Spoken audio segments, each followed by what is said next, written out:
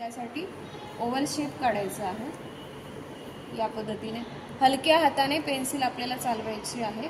Centre line, ज्यांना असा प्रश्न आहे की मला नाही सेंटरमध्ये व्यवस्थित काम करता येतं, एक सेंटर लाईन तुम्ही ड्रॉ करून घ्या व्यवस्थित। प्रॉपर अशी सेंटर लाईन आपल्याला इथे ड्रॉ करायची हलक्या हाताने। त्यानंतर इथे अशी लाईन द्यायची आडवी। थोडा मानेसाठी काय ठेवलाय आपण, गॅप ठेवलेला आहे, हां तेवढा डिस्टन्स ठेवायचा दोन्हीकडे। काही मुलांचं चुकतंय ना की इकडे छोटं झालंय इकडे मोठं झालं, तर हवं तर मार्किंग करून घ्या। एकदा हा पॉईंट फिक्स कळाला ना आपल्याला की हा करेक्ट आहे, तेव्हा याच मेजरमेंटने इकडे घ्या, म्हणजे ते चुकूच शकत नाही। सेम पॉईंटवर, म्हणजे आता खाली ही लाईन सेम मी कशी काढू, वेडीवाकडी पण होऊ शकते, हा पॉईंट चुकू शकतो। पेन्सिलला धरा, या पॉईंटवर ठेवा आणि हाताला सरळ ओढा। त्यासाठी आपला हा जो हात आहे तो टेकवा खाली, ठीक आहे, सरळ ओढायचंय त्याला। टेकोला, सरळ पॉईंट फिक्स केला, इथूनही फिक्स केला आणि लाईन जॉईन केली। समजा डायरेक्ट जमत नाही येतं, डायरेक्ट नाही येत सुरुवातीला, असं केलं ना आपण तर मग ते जास्त इझी होतं। ही लाईन ड्रॉ करून घेतलेली आहे। त्याच पद्धतीने अजून एक करूया आणि अजून एक करूया। किती झाले? 3 झाले।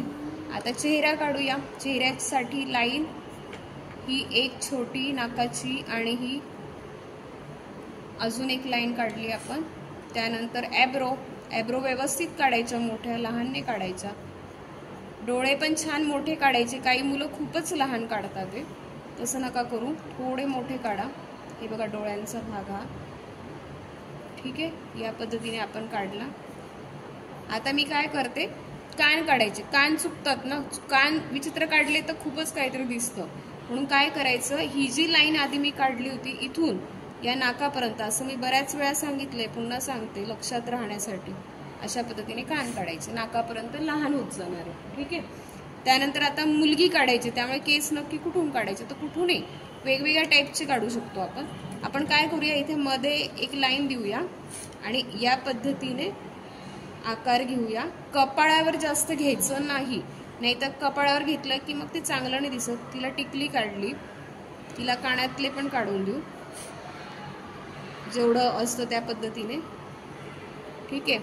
हनुवटीचा भाग थोडा खाली घ्यायचा आहे आणि लाईनला इथे जॉईन करून घ्यायचं आहे। केस हवे तर सिंपल दाखवू, आज पहिला दिवस आहे मुलगी काढायचं म्हणून। ही जशी लाईन होती ओव्हल शेपची, सेम लाईन इथपर्यंत बाहेर आणली, ही पण आणली इथपर्यंत। याच्यानंतर मान काढून घेऊ आणि या लाईनला या बाजूला न्या आणि या बाजूला न्या आणि बस या पद्धतीने रेषा काढून द्या, ठीक आहे। इथे सुद्धा आहे ना, हे माप कमी जास्त होता कामा नये, नाही तर त्याच्याने पण खराब दिसतं।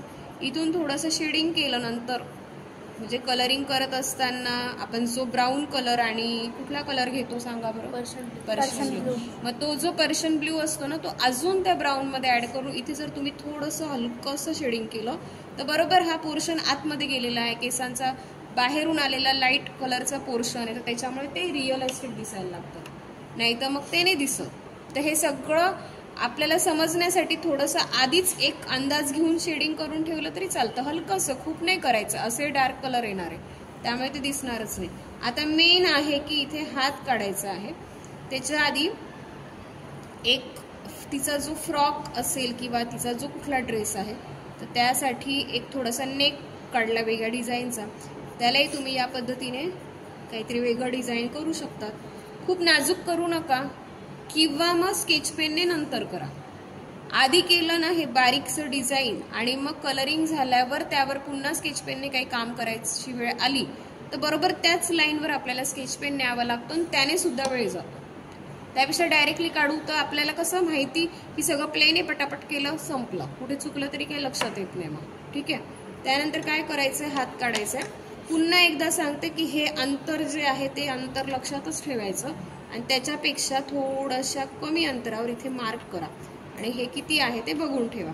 या दोन्ही पॉइंट पासून हात बाजूला आणूया, समजलं मी अंतर, ठीक आहे। या पॉइंट पासून इथपर्यंत पेन्सिलवर मी माझा बोट ठेवलेला आहे अंतरानुसार, आणि तुम्ही असं टर्न करून घेतलं तरी चालेल आणि मार्क करा, नाही तर अजून सिंपल सांगते, काही न करता इथून इथपर्यंत ठेवला, आपला बोट ठेवला आणि बस मार्क केलं, कारण प्रत्येक वेळेस ते फिरवणं शक्य नाहीये, कारण बेंचवर बसल्यावर कसं आहे की बेंच थोडा तिरपा असतो ना, तर फिरवता फिरवता कागद फाटण्याची शक्यता आहे, समोर सामान असतं ते इकडे तिकडे पडण्याची शक्यता आहे, म्हणून असं सोपं करावं लागेल आपल्याला.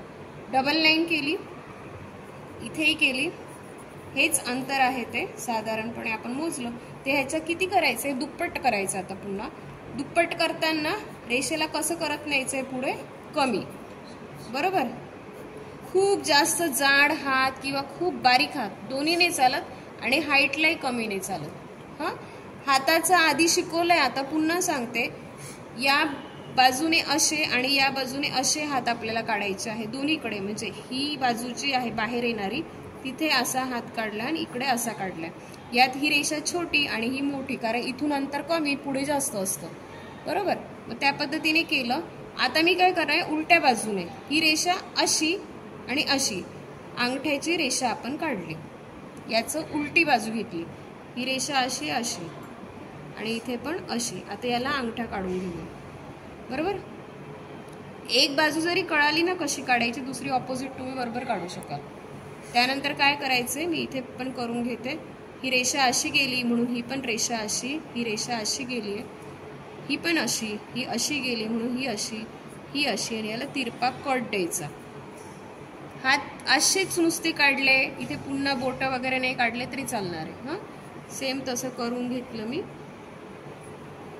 आता इथे बोट काढते मी, 2 ह्याच्यावरतून 3 आणि एक दिसतच नाही. इथे एक बोट, दुसरा, तिसरा, चौथा. सगळीकडून सारखं काही दिसणार नाही, आपण कुठे उभा आहोत त्याच्यावर डिपेंड आहे. इथे मात्र तुम्हाला काय करायचं, स्लीव्ज काढायच्या आहेत आपल्याला, तर आपण काय करू, इथपर्यंत काढूया त्या स्लीव्ज अशा. ते तुम्ही ठरवू शकता किती काढायच्या, काय काढायच्या. त्याला थोडंसं डिझाईन करते आणि या स्लीव्जला हलकंसं बाहेर आणते. मग ते आपण वेगवेगळ्या पद्धतीने आणू शकतो. जर असंही आणलं तरी चालतं, कारण मुलींचे ड्रेसेस असतात की वेगवेगळ्या टाईपचे असतात, त्यामुळे आपण हे करू शकतो. यानंतर इथे तिरपा कट द्यायचा, जो आपण त्या मुलाच्या ह्याच्यात नव्हता दिलेला, इथे मात्र द्यायचा आहे. पुन्हा इथे मी या पद्धतीने केलं, डिझाईन केलं आहे आणि साधारणपणे गुडघा इथे असणार आहे ना. तर आता फ्रॉक काढते मी.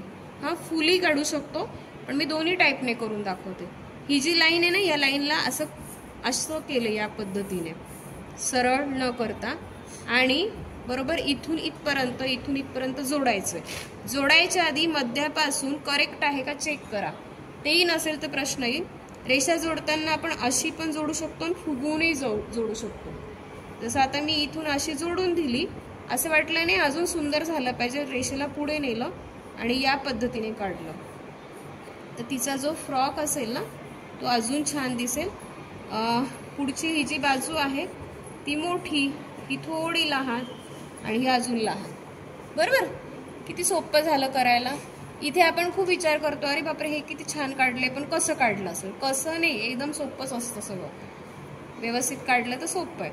इथपर्यंत तुम्हाला कळालेलं आहे. आता आपण काय करूया, मुलीचा जो पाय आहे तो काढायचा. तर पाय बऱ्याच वेळा मुलांचे इकडच्या बाजूला, इकडच्या बाजूला, म्हणजे मुलींमध्ये हा प्रश्न पडतो की नक्की कसे काढू. तर जी मिडल हा जो बॉक्स होता ना आपला, या बॉक्सला धरून पाय काढायचा आहे. या बॉक्सची ही लाईन आहे ना, आधी पुन्हा एकदा ओढून घ्यायची या पद्धतीने. ठीक आहे, ओढली. त्यानंतर इथे जवळपास गुडघा असणार आहे, तो असा थोडासा गोलाकार काढायचा, मात्र इथे कमी आहे आणि मग या रेषेपर्यंत आणायचा. दोघांकडून कट करायचं आणि याला कमी करत न्यायचंय. बघा या पद्धतीने याला कट करत न्यायचंय आणि इथे या पद्धतीने काढायचंय. याच्यानंतर काय की पाय काढायला आज शिकवते मी तुम्हाला. जसं आपण हात काढायला शिकलो, बरोबर, शूज काढले मागच्या वेळेस, आज आपण पाय काढूया. पाय काढताना हा पायाचा जो पोर्शन आहे ना, तर त्याच्या पुढे अशी लाईन करायची. सेम याच्या पुढे करून टाकली मी, आधीच केली, आणि याला या पद्धतीने आखून घेतलं जसं इथे पण आहे. आता हा पाय मी इथे दाखवते, अंगठा काढून घेतला आधी. इथे पण मी दाखवते, अंगठा काढला, इथे दाखवते अंगठा काढला. याला तिरपा कट दिला, कारण इथून बोट कसे होत जातात आपले, छोटे होत जातात, म्हणून मी तिरपा कट दिला. इथे 1 2 3, 1 2 3, किती रेषा काढल्या, 4. ही शेवटची एक आहे. 1 2 3 4 आणि ही शेवटची होतीच. याला पुन्हा व्यवस्थित करायचं या पद्धतीने. आणि इथे अंगठा जो आहे तो तयार. आता अंगठ्याचा हा जो पोर्शन असतो ना, म्हणजे नख जे असतात तर ते तुम्ही चांगले दाखवू शकतात नख एकदम, पण बाकी ठिकाणी काही नाही केलं कलरिंगमध्ये तरी चालतं. आता नखाला तुम्हाला खास व्हाईटच सोडायचं अशी पण गरज नाहीये. स्किन टोन देऊन द्या आणि बस पेनाने नंतर कलरिंग झाल्यावर एक लाईन इथे अशी या पद्धतीची करून द्या. असं केलं तरी चालतं. आता आहे ना, हा जो भाग काढलेला होता गुडघ्याचा त्याला थोडंसं, कारण इथे कॉर्नर आलेला आहे ना, कॉर्नर कोणालाच नसतो, तर इथे थोडं कर्व करून घेऊया. या पद्धतीने मी कर्व केलं. त्यामुळे आता ही मुलगी तयार आहे. समजा या मुलीचा फ्रॉक मोठा लॉंग फ्रॉक असतो त्या टाईपचा करायचं आहे, तर लाईनला बस इथे खाली आणायचं, इथूनही आणायचं आणि इथे या पद्धतीने आखून द्यायचं. पाय बरोबर आहे त्या पोझिशनमध्ये आलेले. पाय अजिबात चुकवता कामा नये, कारण काय होतं ना, चेहरा सुंदर काढतो आपण. हात आता जमतीलच, साधारणपणे गुडघ्याच्या बरेच वर असतात, कमरेच्या खाली असतात, एवढं लक्षात ठेवायचं. काही मुलांचे याच्या वर येतात, त्यामुळे ती प्रपोर्शन मध्ये दिसते. पण मग जेव्हा पायाचा विषय येतो मग तिथे आपल्याला फार मोठं टेन्शन येतं. म्हणजे तुम्हाला, मला असं वाटतं अभ्यासाचं पण येत नसेल एवढं मग इथे यायला लागतं. हे मला अनुभव आहेत मुलांचे, ज्यांना चांगलं शिकायचं असतं ते असे थोडे टेन्शनमध्ये येऊन जातात. त्यामुळे सोपी पद्धत तुम्हाला शिकवलेली आहे. पुन्हा एकदा सांगते, आपण तिरपा असा कट दिला होता पायासाठी. या पद्धतीने तिरपा कट दिलेला आहे आणि इथून थोडंसं लाईनला असं न्यायचं आतमध्ये. तर हे डायरेक्ट नेणं जमत नाही ना, म्हणून काय केलं, रेषाच अशी करून घेतली इथे तिरपी आणि ओढून घेतली खाली आणि याला कर्व करून घेतलं. असं केल्यामुळे ते सोपं झालं. जसं आपण इथे बेसिकमध्ये केलं, रेक्टँगल काढून घेतले 3 आणि मग केलं होतं, तसं हे केलेलं आहे. ठीक आहे, लक्षात आलं. या पद्धतीने करा, तुम्हाला चांगलं करता येईल. मग नंतर हिचे वेगवेगळे ड्रेसेस, हेअरस्टाईल, मग त्यानंतर एखादी लेडी फिगर जी छान साडी घातलेली आहे, तर हे सगळं मग तुम्हाला शिकवेल. आणि